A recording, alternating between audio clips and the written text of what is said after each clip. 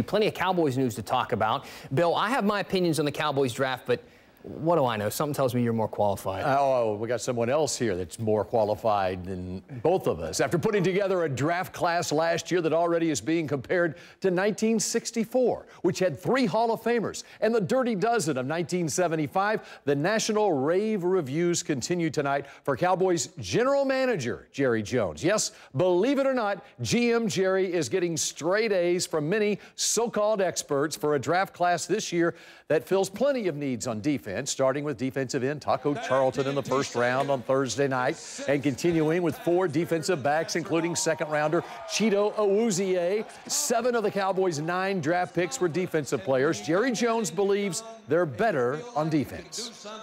I believe that we are better. And definitely, I'm not hedging, but I definitely include the defense that we drafted last year. So, yes, we're a better defense than we were when we ended the year. And now we bring in the voice of reason, back in his old stomping grounds. Yes, you can go home again, Babe Laufenberg.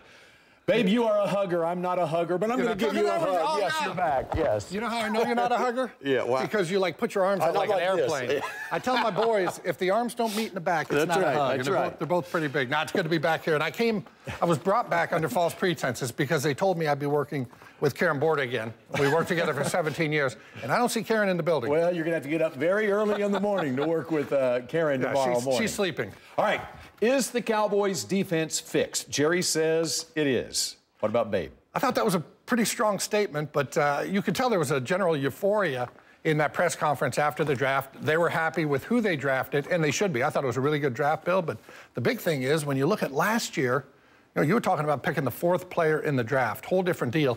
The other part of this is, with the defense being better, Bill, I mean, certainly you like to think it is, but they lost a ton of experience in that secondary with Church and Claiborne and Brandon Carr and Wilcox gone.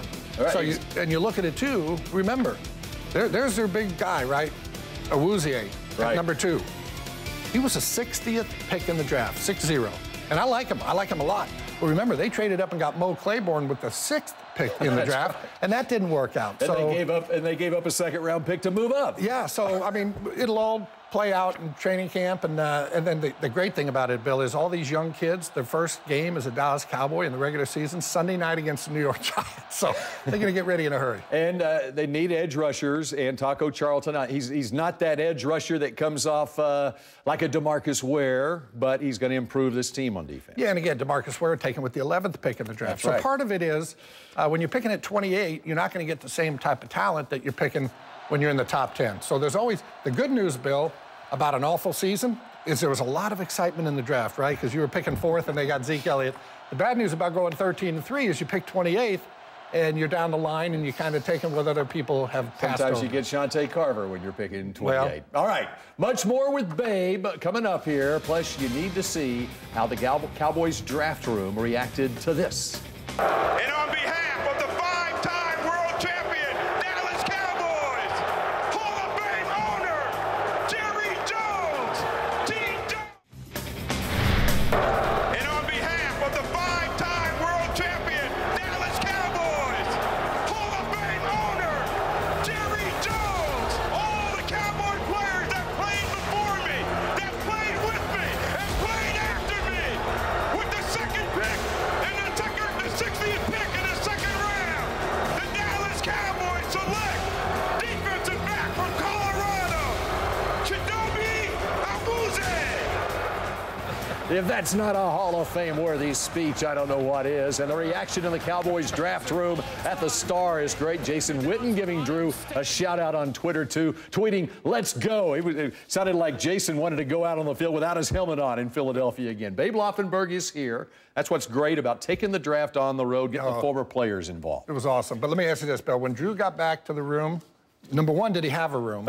And number 2, if he ordered room service, would you have eaten anything off that plate? Oh, no, not at all. Not in Philly, baby. Yeah, that's exactly right. All right, are the Cowboys still drinking the Kool-Aid from their draft success last year when it comes to expectations for this year's draft class?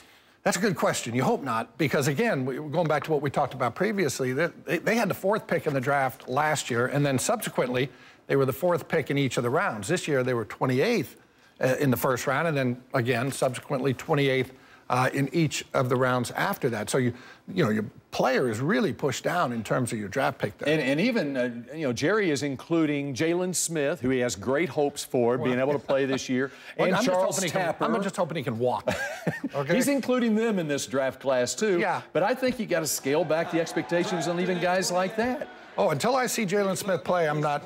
You're either playing or you're not playing. But especially in the secondary, okay? Yeah. How tough is it in the secondary to come in and start as a rookie and play well as a rookie? Well, and just think what they're going to go up against. Let's just say you're starting a couple of rookies back there in the secondary. Odell Beckham Jr., hello. Sterling Shepard, who we both love, hello.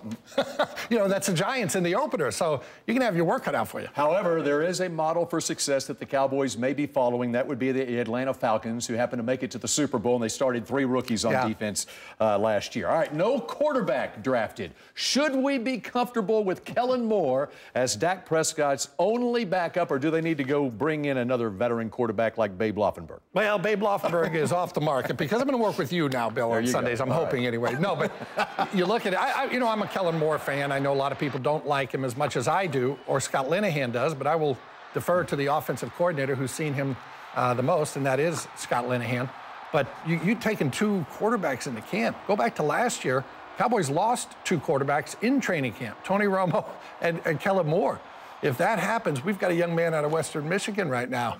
Cooper Rush is his name. Lining up as a starting quarterback. But again, the big thing is you just can't assume that, well, Dak is young. He stayed healthy for all 17 games last year. He'll stay healthy again this year. You got to be ready for an alternative. But any chance in a pinch, Jerry calls Tony Romo out of the CBS broadcast booth.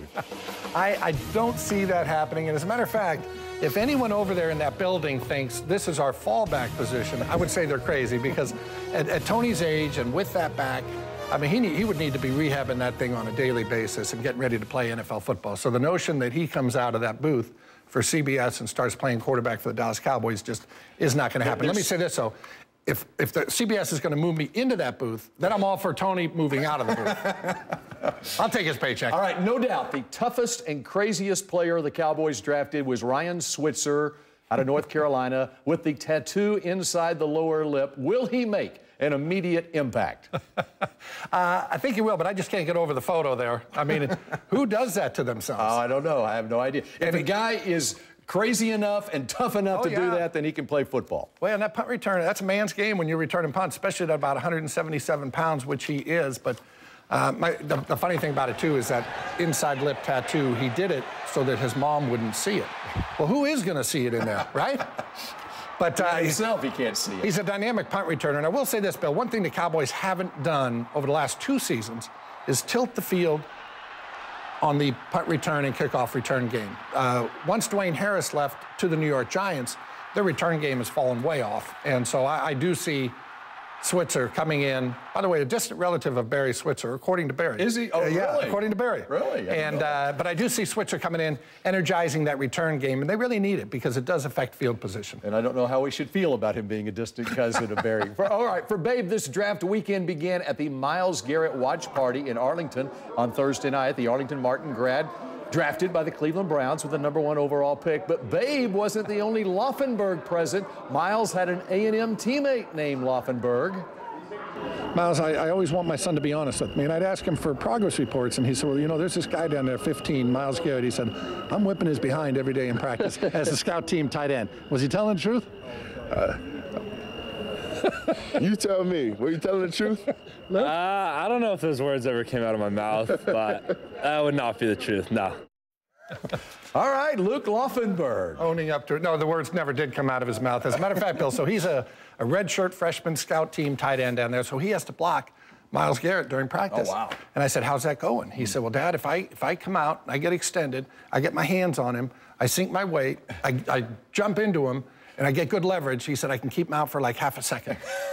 He didn't say I could block him. That's better than a lot of tight ends. Yeah, I said, well, Luke, one of 2 things is going to happen. I said, you're either going to get better because you're going against literally the best player in the country, or you're going to quit football. And you say, this is not for me. And he's going to become a broadcaster like his dad. Yeah. Babe, we appreciate it. We'll have to do it again. No hug this time? No handshake? Not yet. I've got more work to do, unless you'd like to do this work. I'm going to buy you a